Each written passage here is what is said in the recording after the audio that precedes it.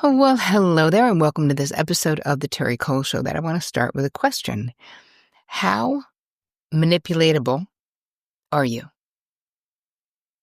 Really think about it. If you have someone in your life who uses different tactics like fear, obligation, and guilt, how susceptible are you to that? Can you even recognize when someone is doing that? Because that is what this entire episode is going to be about, which is this tactic.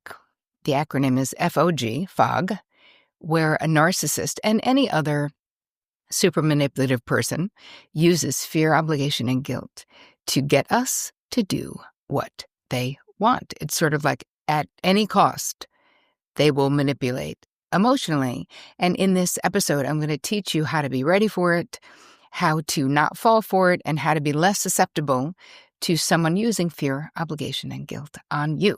So before we get into it, if you happen to be new to my YouTube channel, well, hello and welcome.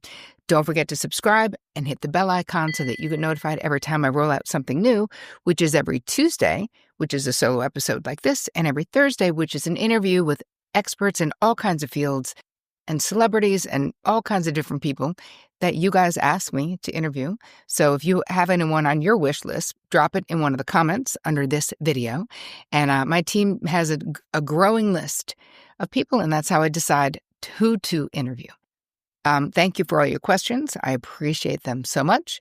We are an active group here. I also want to encourage you and implore you to subscribe, because there's all these statistics telling me that 67% of you who regularly watch this YouTube channel are not subscribed. I'm not sure why. And it helps me if you do, and it's free to you. So subscribe. It's not going to kill you, and it actually will help me. All right, let's move it on into today's episode.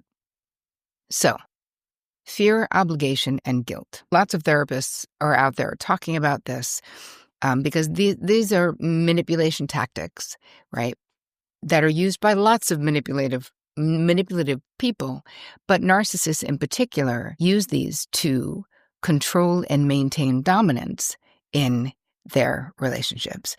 And here's the thing: if you're not a manipulative person by nature, it can be really hard to wrap your head around the way other people function in the world.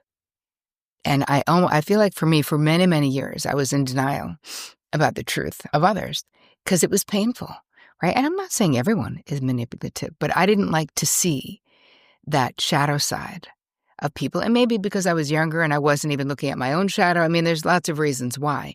But I also fell into the category of positive projection. And you guys have talked about this quite a bit, but it's something that's really relevant when we talk about manipulation. Why is that?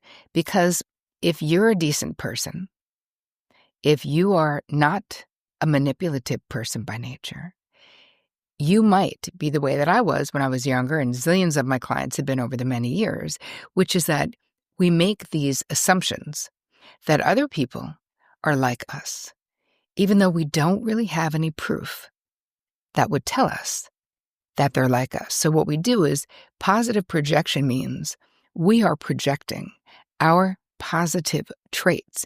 Maybe it's being a decent person, maybe it's being honest, maybe it's being sincere onto other people, even though we don't necessarily have any proof that those other people possess those good qualities. So I feel like we need to slow it down when we get into relationships with people, and really let people reveal who they are to us, as opposed to make these positive assumptions. And I'm not saying make negative assumptions, just let people reveal, because they will reveal who they are in time. But we have to let them do it and not assume the best. The same way we don't want to assume the worst. Let's just have what we know about people. Let's base it in reality of what they've shown us. So let's break down the FOG technique and how it works. So fear. How is fear used as a manipulation tactic by narcissists and others?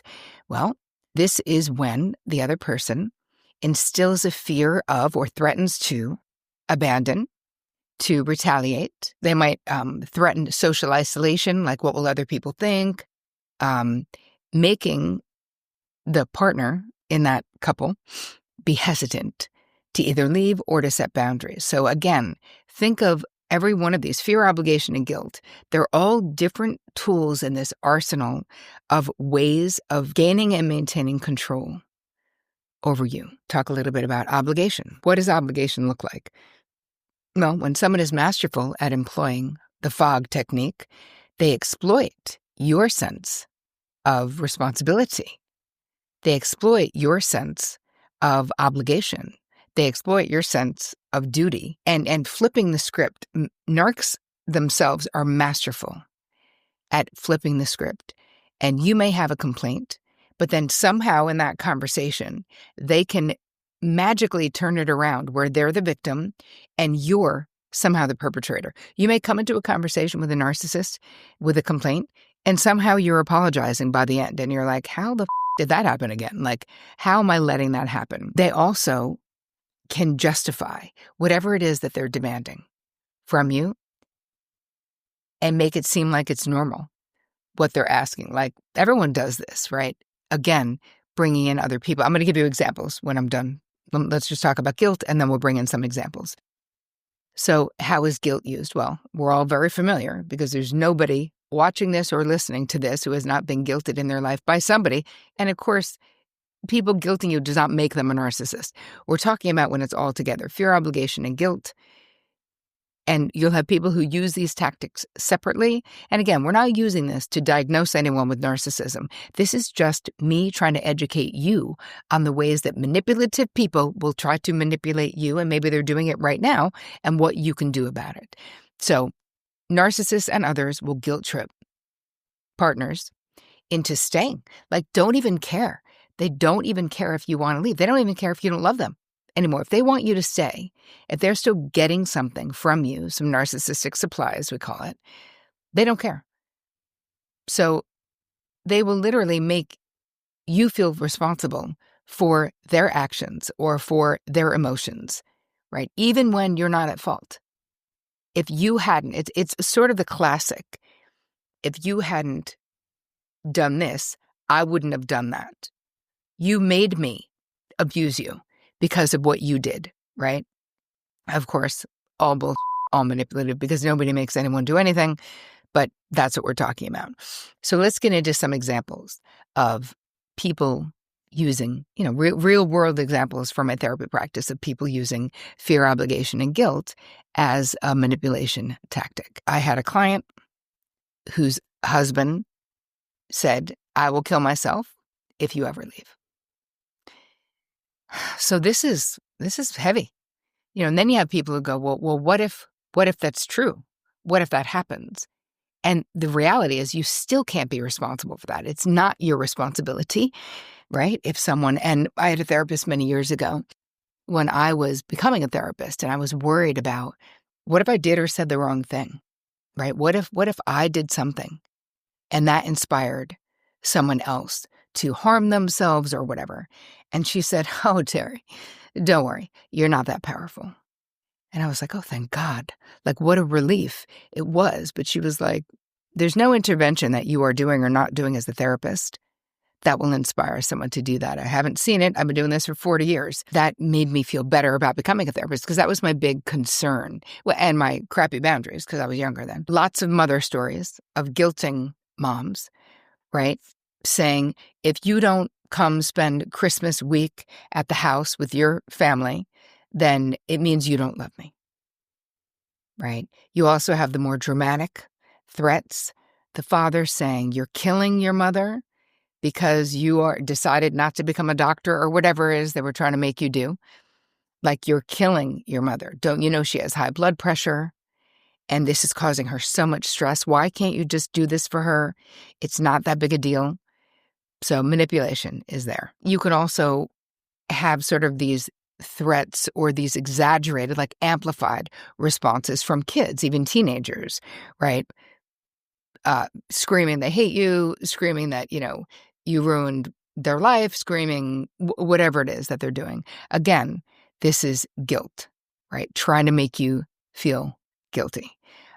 People attempting to kill themselves as a way of manipulating other people.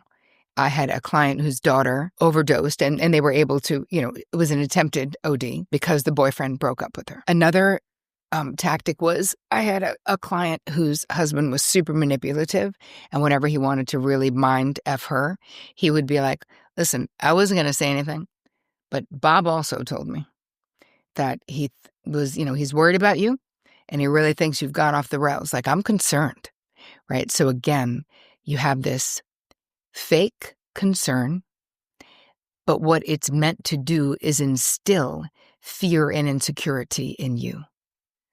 So when someone says, I'm worried about you, right, but you know that they're manipulative, a lot of times that's just code for, you better do what I think that you should do because other people are noticing that something's wrong with you.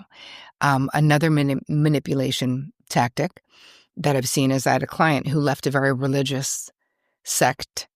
It wasn't a cult exactly, although a lot of organized religions can have that culty vibe to them. But this one was very like born again-y, and everyone just, if you were not doing what the church said to do, if anyone left the church, it was like, but then you're in a small town. So she leaves the church because there was a whole incident with the pastor who was a total lech. And every time she saw people from the church, they would be like, how are you? We're praying for you. Which, of course, was the subtext of we're praying for you, is not that they were praying for her, even if they were. What they were saying is, you're living a wrong life. You're far away from God. Now you are damned, or whatever it is. But again, it's very similar to in the South, when people say, oh, bless his heart, where they're not really blessing anybody's heart, right? Have you ever heard that? Are you from the South in the U.S.? Do you know what that's code for? He's an idiot, or she's a mess, or they're embarrassing, or whatever. But again, if someone is saying to your face, bless your heart, you also know they're not blessing you. And they're saying they disapprove, or they disagree with you, or they disapprove of you.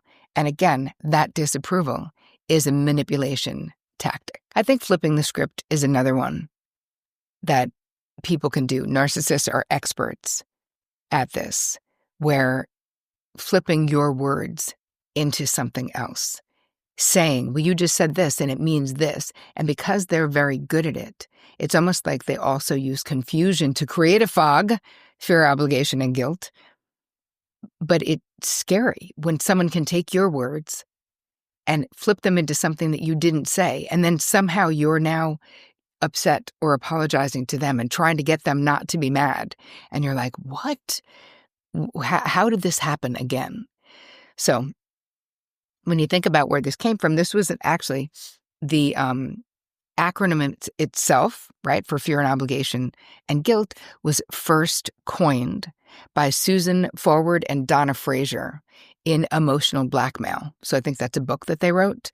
And it basically describes the feeling that you have often when you're in a relationship with someone who suffers from a personality disorder or is a narcissist. That's basically where it came from. And now it's become more popularized. Think about how fear impacts you, though.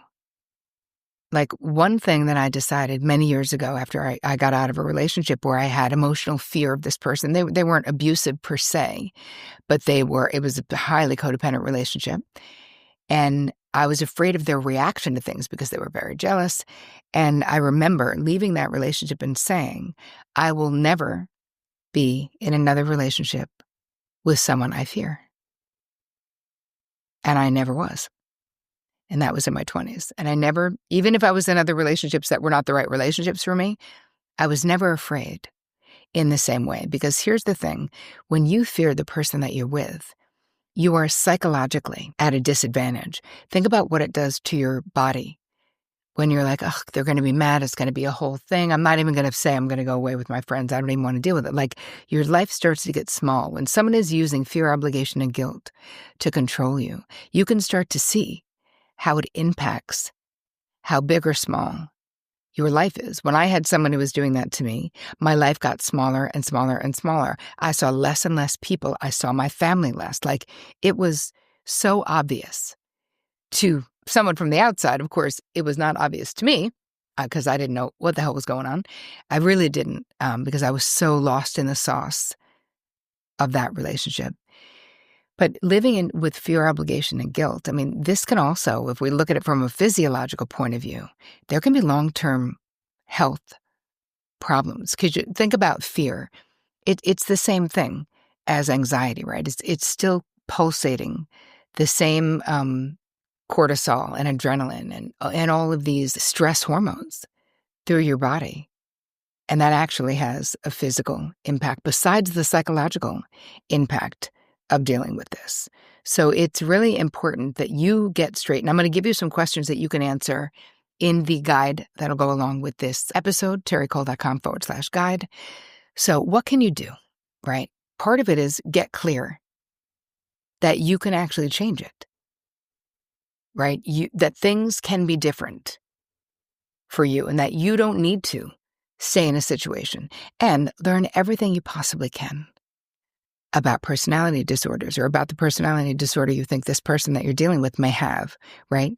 And get yourself support, right? I have a beautiful community. It's a perfect place. terricole.com/TCM for Terri Cole membership to get support. We meet every single week. I answer your questions directly. This is like one of the only ways besides my mastermind to work with me, actually work with me. I love this like-minded, like-hearted community where we all share what we're going through. And it makes it so much easier to handle when you don't feel so isolated. Because a lot of times when we're going through this, we're with someone who's manipulative, it's like embarrassing. And there's an existential loneliness that can come along with it. Another thing to think about is having better boundaries. Emotionally, internally, better boundaries with yourself, more self-protection.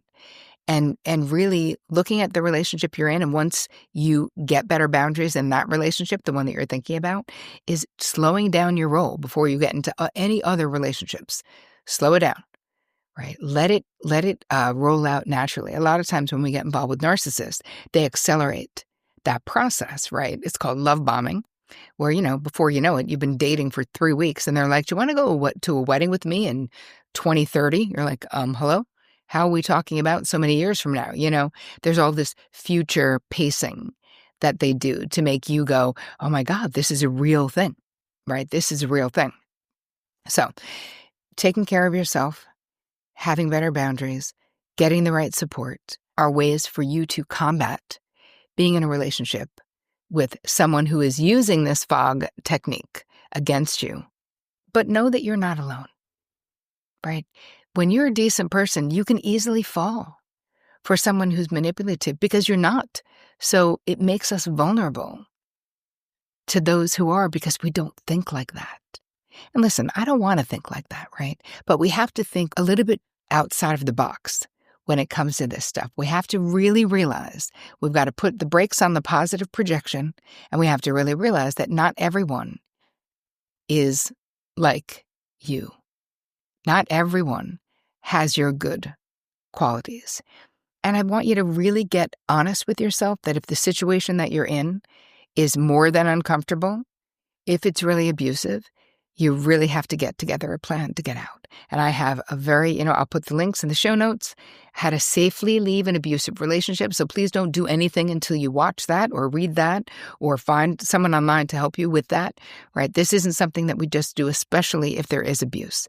I want you to be safe, be protected, take your time, do it right. Don't reveal your cards at all. Do not talk about it at all until you have a plan in place.